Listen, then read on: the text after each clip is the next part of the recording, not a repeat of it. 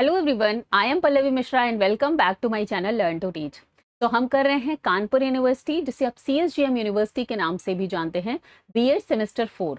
BEd semester 4 वालों के लिए आज मैं यहाँ पर क्विक रिवीजन लेकर आई हूँ, जो आपका पेपर 1 है कल 8 मई को। ठीक है, सो 8 में आप जो है कल आपका development of education system in India एक पेपर है, और उसी के साथ में आपका कॉन्करेंट जो इश्यूज वाला है पेपर नंबर 2। तो दोनों के लिए जितना इम्पोर्टेंट कंटेंट है, लाइक डेट वाइज जो आपका कंटेंट है, उसको मैंने यहाँ पर इस एक वीडियो में कवर करने की कोशिश की है कि ये जो वीडियो है ये आपके दोनों ही पेपर के लिए इक्वली इम्पोर्टेंट है। सो दोनों ही पेपर के प्रिपरेशन से पहले एक बार रिवीजन के पॉइंट ऑफ व्यू से इस वीडियो को जरूर देख लीजिएगा। ठीक है, कोशिश की है कि क्रोनोलॉजिकल ऑर्डर में मैंने पूरी इवेंट्स को लिखने की, जिससे आपके जो याद करना है, आप थोड़ा सा मेमोराइज करना आपके लिए इजी हो जाए। क्लियर है?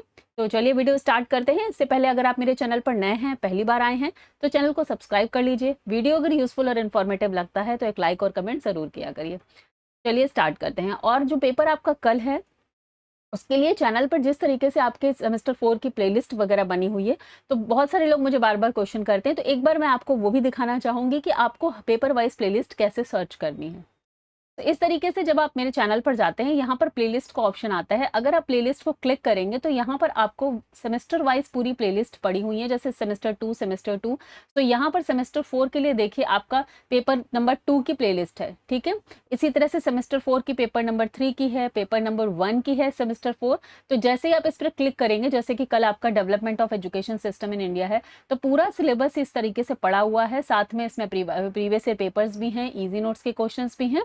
तो इस तरीके से पेपर वाइज जो है आप पूरा कंटेंट देख सकते हैं और अपनी प्रिपरेशन को कर सकते हैं। ठीक है, तो पेपर 1 के लिए यहाँ पर पूरा कंटेंट अवेलेबल है। पेपर 3 भी मैंने कोशिश की है और सब कुछ अपलोड कर दिया है उसमें। यहाँ पर आपका प्रोसेस ऑफ करिकुलम डेवलपमेंट आ जाएगा। यहाँ भी पूरा आपका जो है यूनिट वाइज चीज़ें अपलोडेड हैं। सिर्फ पेपर 2 जो है वो मैं नहीं कर पाई हूँ, और वो पूरा थ्योरेटिकल पेपर है। जैसा कि आपने पेपर 1 के लिए इवेंट्स लर्न किया है, सिमिलरली ऐसे ही पेपर 2 के लिए भी आपको चीज़ें याद करनी है।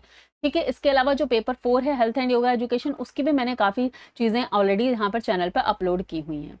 ऐसे करेंगे, इसमें PYQs और इजी नोट्स सब अब मैंने ऑलरेडी अपलोड कर दिए हैं चारों पेपर्स के। इसके अलावा जो लोग PDF नोट्स को परचेस करना चाहते हैं, जो भी कंटेंट मैं यहाँ चैनल पर प्रोवाइड कराती हूँ वो PDF फॉर्म में भी मैं प्रोवाइड कराती हूँ। वो लोग learn2teachhub.com पे जाके PDF नोट्स को परचेस कर लेते हैं। इसमें PDF नोट्स आपको तो मिलता ही है, ऑब्जेक्टिव पेपर के अकॉर्डिंग पूरा 1 लाइनर कंटेंट मिलेगा। इसके अलावा आपको जो PYQs मैंने चैनल पर अपलोड किए हैं 3 साल के, वो मिल जाते हैं, और प्लस आपको इजी नोट्स के MCQs भी मिल जाते हैं। ठीक है, पूरी उसकी PDF भी मिल जाती है। तो ये आपको पूरा एक साथ मिल जाता है। और इसके बाद आपको और कुछ अब अपने एग्जाम के लिए नहीं पढ़ना है। आपका एग्जाम की डेट भी आ गई है, बहुत पास्ट है, तो शॉर्टर वे में आप इस तरीके से तैयारी कर सकते हैं। ठीक है, नोट्स खरीदने में कोई भी प्रॉब्लम है तो 7208053840 इस नंबर पे आप मैसेज कर सकते हैं और नोट्स परचेस कर सकते हैं। अगर कोई प्रॉब्लम आ रही है तो उसको यहाँ पर रिजॉल्व कर दिया जाएगा। चलिए अब आगे बढ़ते हैं। अपना जो क्विक रिवीजन वीडियो है आज वो स्टार्ट करते हैं। तो ये सबसे पहला पॉइंट है 1498 में Vasco da Gama the Portuguese sailor discovered the sea route to India. Okay, तो अगर क्वेश्चन कई बार आया हुआ है कि फर्स्ट यूरोपियन कौन था, तो उसमें 4 ऑप्शंस आ जाते हैं, पुर्तगीज, डच, ब्रिटिशर्स या नन ऑफ दिस, ऐसे करके। ठीक है, तो यहाँ पर फर्स्ट यूरोपियन अगर कोई था तो वो पुर्तगीज था, जिसने सबसे पहले इंडिया में आया है। और वो कहाँ पर आया था? Via sea route to reach Calicut Kozhikode, जिसे बोलते हैं the port city on western coast, यहाँ पर लिख लीजिए कोस्ट ऑफ केरला। ठीक है, नेक्स्ट देखते हैं 1781 में। इसके बाद कलकत्ता मदरसा के इस्टेब्लिशमेंट हुआ था। किसने किया था? वॉरेन हेस्टिंग्स ने किया था। The first institution of higher Islamic learning in British India. Clear है? तो ये क्वेश्चन भी कई बार आया हुआ है कि 1781 में कलकत्ता मदरसा के स्टेब्लिश हुआ था, वॉरेन हेस्टिंग ने किया था। नेक्स्ट है 1791 में establishment of Sanskrit college at Varanasi at Jonathan Duncan. ठीक है, तो to promote traditional Hindu learning. तो याद रखना है कि 1791 में संस्कृत कॉलेज वाराणसी में एस्टेब्लिश हुआ था, जोनाथन डंकन ने किया था। उसके बाद 1800 में Fort William college established in Calcutta by Lord Wellesley. Okay, कई बार ये तीनों क्वेश्चंस में आए हुए हैं। नेक्स्ट देखते हैं 1813 में charter act mention of state responsibility in education. East India company required to spend 1 lakh on education. तो यहाँ से क्वेश्चन ये आया हुआ है कि 1 लाख ऑन एजुकेशन स्पेंड करने के लिए किस चार्टर एक्ट में बताया गया था? That was is 1813 charter act. Okay, इसके बाद in the charter at 1833 increase the amount to ₹10 lakh, और 1833 में जो है उसके बाद 10 लाख कर दिया गया था। ये पूरा ही मैंने पेपर ऑलरेडी चैनल पे अपलोड किया हुआ है, दिस इज ओनली रिवीजन, तो मेन चीजें मैंने सिर्फ उठाई हैं यहाँ पर। उसके बाद 1833 के बाद का है 1835। 1835 में Macaulay's minute on education promoted English education over traditional India system. ठीक है, ये किस मैकाले जो मिनट आया था, जो लॉर्ड मैकॉले को अपॉइंट किया था, किसने? विलियम बेंटिक ने। ठीक है, एडम तो वो कब आया था? 1835 में आया था, और इन्होंने जो है इंग्लिश एजुकेशन को ही इंडिया में प्रमोट किया था, उसी की बात करी थी। उसी समय 1835 में एडम्स रिपोर्ट ऑन एजुकेशन भी आया था, formed in 1835, report submitted in 3 parts. 3 parts में इन्होंने अपनी रिपोर्ट सबमिट की थी। विलियम एडम ने इसको दिया था। It was survey of indigenous education पाठशाला मकतब इन बंगाल एंड बिहार। तो बंगाल एंड बिहार में सर्वे किसने किया था? एडम ने किया था। इन्होंने अपनी रिपोर्ट कब सबमिट की थी? He submitted 3 reports, first 1835, second 1838 and third is also in 1838। तो क्वेश्चन आया हुआ है कि इन्होंने अपनी रिपोर्ट कब सबमिट की थी? पहली, दूसरी, तीसरी। ठीक है, तो 1800 हमने 1835 पढ़ा। उसके बाद 24 नवंबर 1839 में जो लॉर्ड ऑकलैंड है डिक्लेयर हिज एजुकेशन पॉलिसी। तो इसके बाद का क्वेश्चन ये आता है कि लॉर्ड ऑकलैंड ने अपनी एजुकेशन पॉलिसी कब डिक्लेयर की थी? 24 नवंबर 1839। ओके, उसके बाद नेक्स्ट हम देखेंगे जुलाई 1854 में Wood declare the education policy Wood's dispatch, जिसको किस नाम से जाना जाता है? Wood dispatch. 1854 या 1854 जुलाई 19। ओके, इसको known as the Magna Carta of English education, और इसको इंग्लिश एजुकेशन का मैग्ना कार्टा भी माना जाता है। ठीक है, recommended the establishment of universities, promotion of English in a hierarchical structure of education. Next देखते हैं 1857 में establishment of 3 universities, Calcutta, Bombay and Madras, और किसके बेसिस पर हुई थी? Pattern of London university. तो क्वेश्चन आया हुआ है किस पैटर्न पर यूनिवर्सिटीज को एस्टेब्लिश किया गया था? Pattern of London university. 1857 के बाद देखते हैं 1882 हंटर कमीशन आया था। ठीक है, focused on primary education, recommended its expansion. Hunter commission इसके बाद कब तक रहा था? Next 20 years, from 1883 to 1904। तो 20 ईयर्स तक जो है हंटर कमीशन की चीजें ही या पॉलिसीज ही लागू रही थी हमारे कंट्री में। ठीक है, 1904 तक। इसके बाद नेक्स्ट देखते हैं इंडियन यूनिवर्सिटी कमीशन कब आया था? 27 जनवरी 1902, और किसने इसको अपॉइंट किया था? Lord Curzon. तो lord Curzon is related to Indian university commission. 27 जनवरी 1902 को इन्होंने अपॉइंट किया था, और 1901 में इन्होंने शिमला अकॉर्ड किया था। ठीक है, शिमला सम्मेलन किया था जो 15 डेज के लिए चला था। क्वेश्चन आया हुआ है, जिसमें उन्होंने किसी भी इंडियन को वहां पर नहीं बुलाया था। इसके बाद नेक्स्ट आता है the chairman of this Indian university commission के जो चेयरमैन थे वो सर थॉमस रेले थे, और इन्हीं के कमीशन, इनके नाम पर इंडियन यूनिवर्सिटी कमीशन को रेले कमीशन भी बोला जाता है। ठीक है, लास्ट बाद में इसमें जो है 2 इंडियन नेम्स को ऐड किया गया, 2 लोगों को इसमें इंडियंस को ऐड किया गया। वो कौन थे? Doctor Gurdas Banerjee and Syed Hasan Belgram. तो इनका इस पर क्वेश्चन आया हुआ है कि कौन से 2 इंडियंस थे, इसलिए मैंने इसको यहाँ पर ऐड किया है। ठीक है, उसके बाद नेक्स्ट आता है हमारा यूनिवर्स, वो तो कमीशन हो गया। ठीक है, 1902, लेकिन इंडियन यूनिवर्सिटी एक्ट कब आया था? मार्च 21, 1904। ओके, सो वो कमीशन था, ये एक्ट है। इसके बाद नेक्स्ट इवेंट है हमारी 14 सितंबर 1917। The Calcutta university commission was established which is widely known as Sadler commission. तो सैडलर कमीशन के लिए कौन सी डेट आपको याद रखनी है? 1917, 14 सितंबर 1917, और सैडलर कमीशन को कलकत्ता यूनिवर्सिटी कमीशन भी बोलते हैं। ओके, चलिए नेक्स्ट देखते हैं वर्धा स्कीम ऑफ एजुकेशन। 1917 के बाद हम देखते हैं नेक्स्ट इंपॉर्टेंट इवेंट है 1937 which is Wardha scheme of education. ये किसने थी? वर्धा जगह पर हुआ था। किसकी थी? Are also called basic education और नई तालीम। ठीक है, जिसके जो चेयरमैन थे वो जाकिर हुसैन थे, और प्रपोज किसने किया था? महात्मा गांधी ने किया था। ओके, 1937 में। तो नई बेसिक एजुकेशन, जिसे वार्धा भी बोलते हैं, स्कीम भी बोलते हैं, ये नई तालीम के नाम से भी जानी जाती है, और जाकिर हुसैन इसके जो है अब चेयरमैन पूछा जाता है तो वो थे। ठीक है, महात्मा गांधी ने प्रपोज किया था 1937। और उसके बाद देखते हैं हर्टाउ कमेटी भी एक आई थी 1929 में। ठीक है, जिसके जो है क्वेश्चन आया हुआ है, फिलिप हर्टाग इसके चेयरमैन थे, और ये किस पर बनी थी? वेस्टेज एंड स्टैग्नेशन को कंट्रोल करने के लिए। उसके बाद देखते हैं नेक्स्ट है 1944 में सार्जेंट रिपोर्ट आई थी। ठीक है, aimed to provide free and compulsory education for all children up to age 14 within 40 years. तो 40 साल की पूरी योजना बना के जो है 1944 में सार्जेंट प्लान आया था, जिसमें उन्होंने ये पहली बार बोला था कि वो इससे पहले जो है गांधी जी ने भी फ्री एंड कंपल्सरी एजुकेशन के लिए बात करी थी, और बाद में सार्जेंट प्लान में इसको जो है ऐड किया गया। अब देखते हैं ये 1944 के बाद 47 में हमारा कंट्री जो है आज़ाद हो गया। उसके बाद कौन-कौन से कमीशंस एंड ऑल है वो देख लेते हैं। 1948-49 में हमारा यूनिवर्सिटी एजुकेशन कमीशन बना, जो डॉक्टर राधाकृष्णन के नाम से राधाकृष्णन कमीशन भी जाना जाता है, और ये फोकस किस पर था? हायर एजुकेशन पर था। उसी समय मुदालियर कमीशन बना 1950-53, which is also known as secondary education commission in India. Okay, next है 1961 में इस समय एक इंपॉर्टेंट इवेंट हुआ, that is establishment of NCERT. इसका फुल फॉर्म क्या है? National council of educational research and training. फिर 1964-66 में कोठारी कमीशन आया, जिसने प्रपोज किया 10+2+3 सिस्टम, और कॉमन स्कूल सिस्टम भी इन्होंने किया था। 3 लैंग्वेज फॉर्मूले के लिए भी कोठारी कमीशन ने ही रिकमेंडेशन फर्स्ट टाइम दी थी। ठीक है, तो कोठारी कमीशन इज 1964 से 66।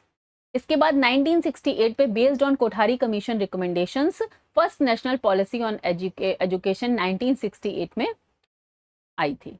ओके, 68 के बाद 76 में एक इंपॉर्टेंट इवेंट है, 42nd कॉन्स्टिट्यूशनल अमेंडमेंट हुआ था, जिसमें मेड एजुकेशन है कॉन्करेंट सब्जेक्ट। तो कॉन्करेंट लिस्ट में 1976 में 1976 में जो है एजुकेशन को डाला गया, और कौन सा अमेंडमेंट था? 42nd constitutional amendment. Concurrent list का मतलब है कि अब जो है एजुकेशन जो है वो सेंटर और स्टेट दोनों की शेयर्ड रिस्पॉन्सिबिलिटी में आ गया।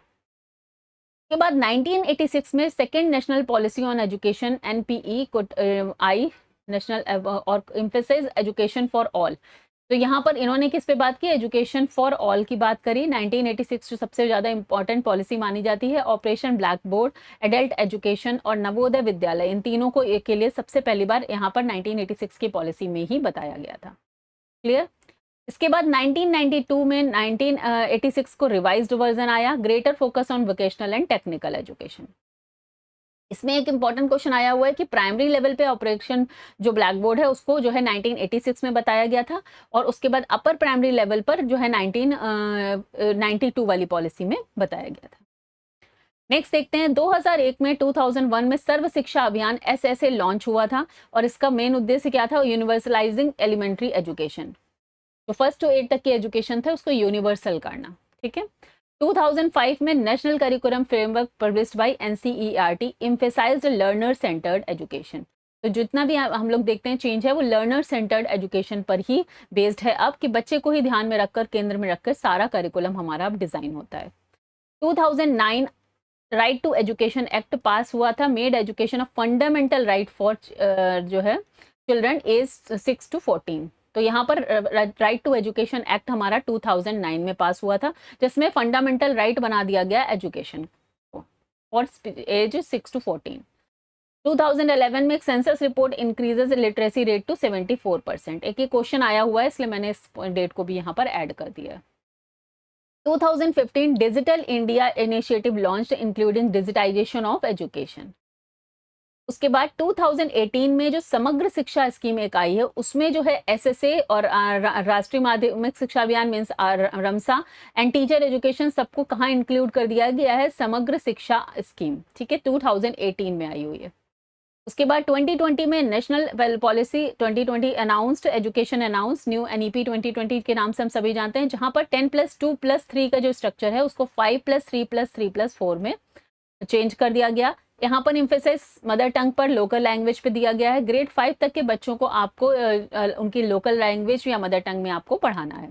ठीक है, मीन्स वो आप किसी दूसरे लैंग्वेज के लिए उन्हें फोर्स नहीं कर सकते।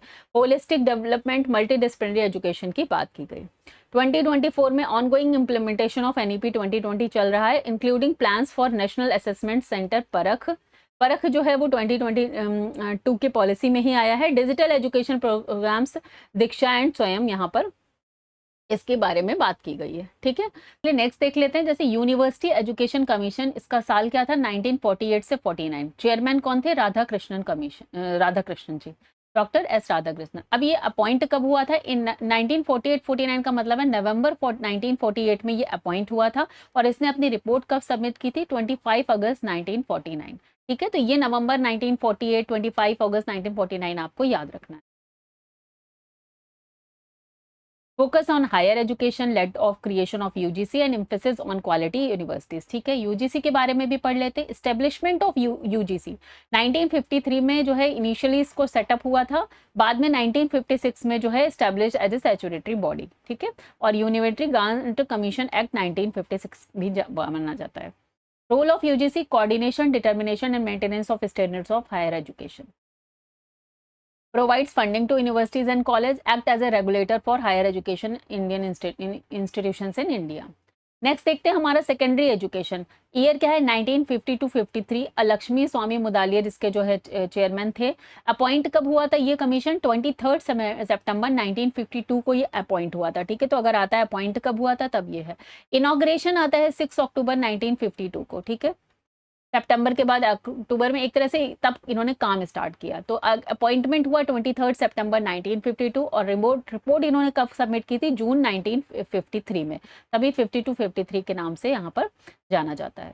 Focus on secondary education, introduced multipurpose school and emphasis on vocal education. देखिए मल्टीपर्पज स्कूल के ऊपर क्वेश्चन आया हुआ है, तो सबसे पहले ताराचंद कमेटी थी जिसने सजेशन दिया था। ठीक है, तो कंफ्यूज मत हो जाइएगा, मुदालियर ने दिया है। अगर ताराचंद कमेटी नाम नहीं है ऑप्शन में, देन आप मुदालियर को सेलेक्ट करेंगे। ओके, नेक्स्ट आता है हमारा कोठारी कमीशन। इसके बाद नेक्स्ट तो इन्होंने हायर किया, सेकेंडरी किया, देन कोठारी ने all primary, secondary and higher, primary, secondary और हायर तीनों ही टाइप की जो इंटायर एजुकेशन सिस्टम है उस पर पूरा रिव्यू किया और पॉलिसी उसके अकॉर्डिंग अपने रिकमेंडेशंस दिए। इनका टाइम पीरियड 1964 से 66 माना जाता है। दौलत सिंह कोठारी जो है इसके चेयरमैन थे। 14 जुलाई 1964 को अपॉइंट हुआ था। 17 मेंबर यहाँ पर नेशनल एजुकेशन कमीशन के नाम से जानते हैं में अपॉइंट हुए थे, जिसको national education commission and Kothari commission दोनों सेम है। ओके, कमेटी ने अपनी रिपोर्ट कब सबमिट की थी? It's report to the government on 29 जून 1966। ठीक है, और laid it was laid on the table of the house on 29 अगस्त 1968। ये क्वेश्चन तो नहीं आया, सबमिटेड रिपोर्ट कब है? 29 जून 1966 और अगस्त 29 जून 1966 में जो है मतलब टेबल ऑफ द हाउस का मतलब क्या? पार्लियामेंट के आगे प्रस्तुत किया गया। ठीक है, नेक्स्ट आता है covered entire education system 10+2-3 pattern recommend किया था। 6% of GDP for education recommend किया। बेस यहाँ यही बेस है 1968 की पॉलिसी का, और 1986 और 1992 के भी यही बेस माना जाता है। और सब 3 लैंग्वेज फॉर्मूला सबसे पहली बार कोठारी कमीशन ने ही बताया था। ठीक है, नेक्स्ट आते हैं यशपाल कमेटी का भी क्वेश्चन आया हुआ है। 1993 रिकमेंड किया reduce the burden of bags, rote learning, holistic education, equity and accountability. तो बर्डन ऑफ बैग्स को रिड्यूस करने की बात यशपाल कमेटी 1993। एक question knowledge national knowledge commission पर भी आया हुआ है। ये बना था 2005 पर, इसके चेयरमैन थे Sam Pitroda. Okay, focus on knowledge economy, improvement in higher education and research, promotion of innovation and ICT. Next देख लेते हैं के कस्तूरी रंजन कमेटी जो 2017 से 2020 माना जाता है। इसने क्या ड्राफ्ट क्या किया था? नेशनल एजुकेशन पॉलिसी जो हमारी 2020 है। ठीक है, तो ये अनाउंस कब हुई थी? इस पर क्वेश्चन आया हुआ है। 29 जुलाई 2020 को अनाउंस हुई थी। इसके चेयरमैन कौन थे? डॉक्टर कस्तूरी, वो के कस्तूरी रंजन, ये याद रखना है। ठीक है, ये इसरो के चेयरमैन थे। और ये पेडागोजिकल स्ट्रक्चर इन्होंने क्या दिया? 5+3+3+4। डीप में हमने अपने वीडियोज में डिस्कस किया है। फ्लेक्सिबल करिकुलम की बात की, मदर टंग मीडियम की बात की। ठीक है, नेक्स्ट देखते हैं। नेक्स्ट देख लेते हैं एनसीईआरटी, फुल फॉर्म ही कई बार पूछा गया, national council of educational research and training. Establishment 1961। Related ये किससे है? Ministry of education, central government. Okay, develop क्या करता है? School curriculum, publish text book, NCERT books, conduct educational research, provides teacher training, pre and in service भी NCERT की तरफ से दी जाती है, और advices central and state government on school education. Next है हमारा एनसीटीई, इस पर भी कई बार क्वेश्चन आया है। ये आपका फुल फॉर्म हो जाएगा national council for teacher education. Establishment में देखिए 1995 में इसका establishment as a statutory body माना जाता है। एनसीटीई एक्ट कब आया था? 1993 में, और फर्स्ट सेटअप कब हुआ था? 1973 में। ओके, रिलेटेड है सेंट्रल गवर्नमेंट से टीचर एजुकेशन रेगुलेशन। वर्क क्या है? Regulates B Ed, D El Ed, M Ed colleges, maintain standard of teacher education, grant recognition to institutions, develop teacher education curriculum and advises government on teacher education. Okay, NAAC, national assessment and accreditation council, 1994 को establish हुआ था और ये related है UGC university grant commission से। Assess and accredit college and universities, जैसा कि हम सभी को पता है कि नैक के द्वारा हमारी जो सीएसजीएम यूनिवर्सिटी है उसको भी ग्रेड मिला हुआ है। Ensure equality in higher education, give grades A++, like this, promotes quality improvement in institutions. Next है NIPA and national institute of educational planning and administration. Establishment कब था? 1962। मिनिस्ट्री ऑफ एजुकेशन, इसका काम क्या है? Training in educational planning and management, research in educational administration, capacity building of educational administration, policy support in education system.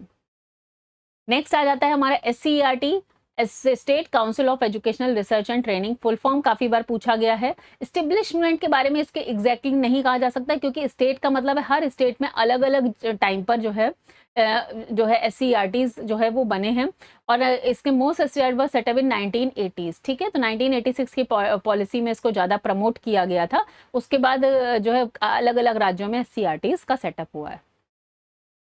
Work function, develop state curriculum and text books, provide teacher training, conduct educational research eight state level and supervisors जो diets होते हैं हमारे और other institution.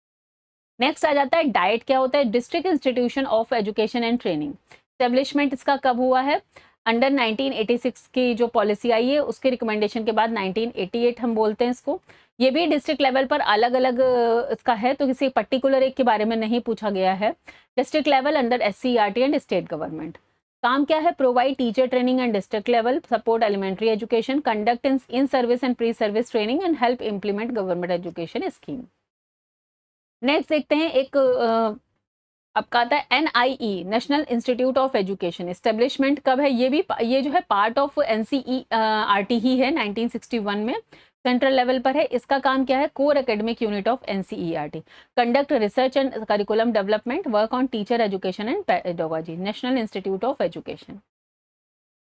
Next देख लेते हैं national policy on education 1968, जो अभी हमने बात भी किया, कोठारी कमीशन की रिकमेंडेशन पर बेस थी ये। This is the first education policy of India after independence. Okay, focus क्या था? नेशनल इंटीग्रेशन इसका फोकस था। इक्वल एजुकेशनल अपॉर्चुनिटीज प्रोवाइड करना, 3 लैंग्वेज फार्मूला दिया गया था, stress on science education and research, promotion of regional languages.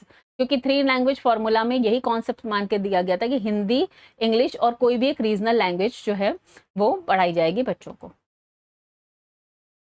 फिर next आता है नेशनल पॉलिसी ऑन एजुकेशन 1986। ये हमारी सेकेंड पॉलिसी है, जो कि बाद में प्रोग्राम ऑफ एक्शन के रूप में मॉडिफाई हुई थी 1992 में। Focus on universalisation of elementary education. ठीक है, यूनिवर्सलाइजेशन ऑफ एलिमेंट्री एजुकेशन पर फोकस था। Special emphasis on women education, adult education, इस पर focus on SC ST and disadvantaged group. Launch operation board इसी में हुआ पहली बार, नवोदय विद्यालय के लिए ये पूछा जाता है। Establishment of diets, adult education and focus on teacher education improvement. Next होता है हमारा NEP 1992, जो कि मॉडिफाई वर्जन था 1986 का, रिवाइज हुआ था। प्रोग्राम ऑफ एक्शन के नाम से इसको जाना जाता है। Strengthening of decentralisation in education, focus on quality improvement, expansion of open and distance learning. तो मेन पॉइंट आपको याद रखने हैं यहाँ पर। नेशनल पॉलिसी ऑन 2020 NEP 2020, तो ये रिप्लेस हुआ 1986 वाली से, क्योंकि 1992 जो है वो that is only a revised version of 1986। ठीक है, न्यू स्ट्रक्चर क्या है? 5+3+3+4। तो क्वेश्चन भी आया है तो वो आफ्टर 34 ईयर्स माना जाता है। ठीक है, क्वेश्चन पूछा है कि आप कितने दिन बाद जो है हमारी नई एजुकेशन पॉलिसी आई, तो 1986 से 2020, तो 34 ईयर्स माना जाता है। Focus on early childhood care, ECC पर फोकस है यहाँ पर। ये हमने डिस्कस किया है, मदर टंग में ग्रेड 5 तक बच्चों को पढ़ाना है। Emphasis on multi disciplinary education, introduction of परख, होलिस्टिक, ये 360 डिग्री का जो असेसमेंट है उस पर बात कर रहे हैं। Focus on digital education and technology, 100% GRE in school by 2030 ये टारगेट है। Establishment of higher education commission in India. कुछ नेक्स्ट आता है RTE के बारे में भी आपके उसमें टॉपिक है। RTE एक्ट है 2009, right to children to free and compulsory education act. Enforce कब हुआ था? 1 अप्रैल 2010। वन ऐप तो क्वेश्चन आता है कि बना कब? 2009 में, लेकिन इन्फोर्स कब हुआ? 1 अप्रैल 2010। Okay, free and compulsory education 6 to 14 years के बच्चों के लिए। Education is a fundamental right, कहाँ पर अब इसको दिया गया है, बताया गया है article 21A। 25% reservation in private school for EWS, economic weaker section के लिए 25% रिजर्वेशन है प्राइवेट स्कूल्स में।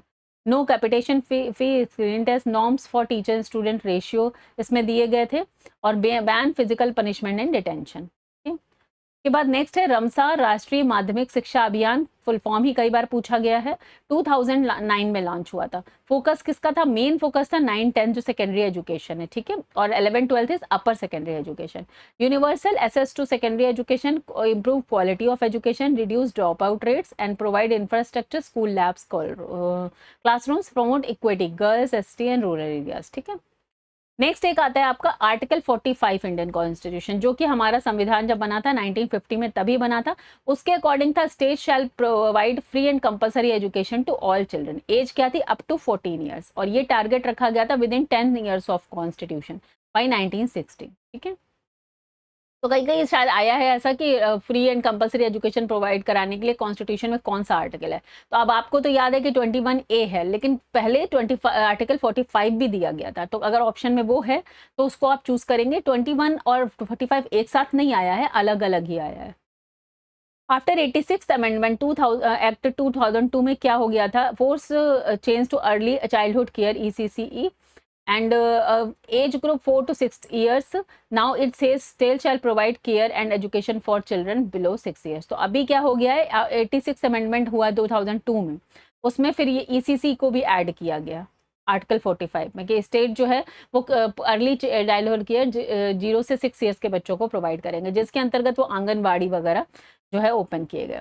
Article 21A of the Indian constitution, free and compulsory education 6 to 14 years, fundamental right. Article 45 जो है वो early childhood care 0 to 6 years हो गया after amendment.